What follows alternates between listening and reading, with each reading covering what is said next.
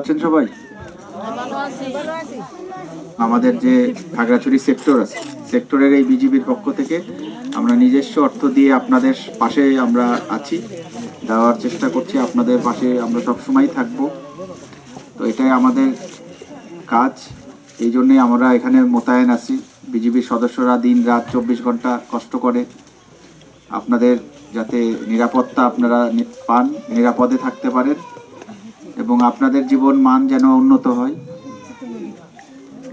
এগুলো নিশ্চিত করার জন্যই কিন্তু আমরা এখানে এত কষ্ট করে দায়িত্ব পালন করছি। হালকা একটু বাম হালকা একটু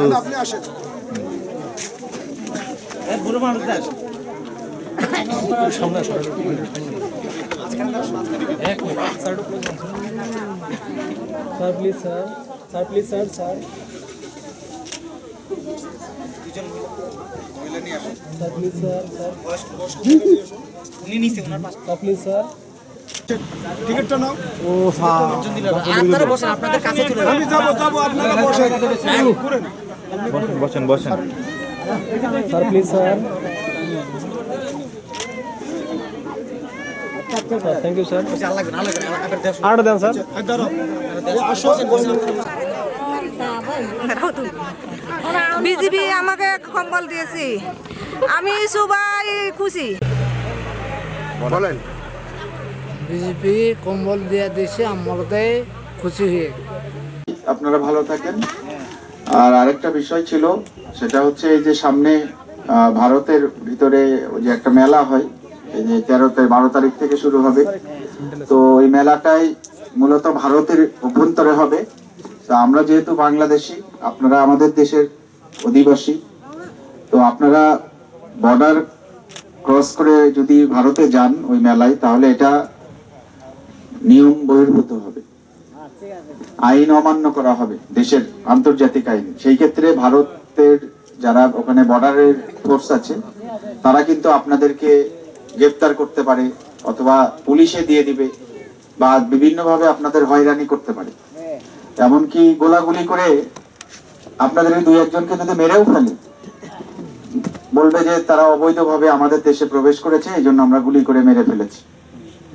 তো এই জন্য আমাদের দায়িত্ব আপনাদেরকে সতর্ক করা, আপনারা যেন না যান। আমাদের দেশের অধিবাসী আপনারা, তাই না? তা আপনাদের নিরাপত্তা দেওয়ার দায়িত্ব আমাদের। তা আমি আপনাদেরকে অনুরোধ করব, হেডম্যান কারবারি আপনারা এটা বলে দিবেন সবাইকে, হ্যাঁ, যে কেউ আপনারা ভারতে অভ্যন্তরে অবৈধভাবে যাবেন না। মেলায় আমরা যদি না যাই আমাদের কোনো ক্ষতি হবে না, তাই না? হবে কি? মেলায় যাবেন আপনারা? তো মেলায় যেন কেউ যাবেন না, গেলে কিন্তু ওরা আপনাদেরকে ধরবে বা ক্ষতি করার চেষ্টা করবে। তো এই জন্য আপনাদের প্রতি আমার অনুরোধ যে আপনারা কেউ বর্ডারে অবৈধভাবে যাবেন না, বর্ডার পার হবেন না, তাহলে কিন্তু ক্ষতি হতে পারে এবং হবেই। আমাদের দেশের বিভিন্ন অন্যান্য জায়গায় আমাদের নিরীহ সাধারণ মানুষকে গুলি করে মেরেছে BSF, border security force Indian. এরকম কিন্তু বর্ডার ক্রস করে যাওয়ার কারণে অথবা বর্ডারের কাছাকাছি গিয়েছে, দূর থেকে গুলি করে মেরেছে। তো এটা আমরা কোনোভাবেই প্রত্যাশা করি না। তো এই জন্য আমাদের দায়িত্ব আপনাদেরকে সতর্ক করা, তাই আমি সতর্ক করলাম। তো সবাই এটা খেয়াল রাখবেন, কেউ যাবেন না। গত বছরও যান নাই, আপনারা আমাদেরকে সহযোগিতা করেছেন, এই বছরও আপনারা করবেন। যারা এলাকার মুরব্বী, হেডম্যান কারবারি, বয়স্ক যারা আছেন বা কম বয়সী যারা আছেন, সবাই পরিবারের সদস্যদের এটা বুঝাবেন, কেউ যেন পার না হয়।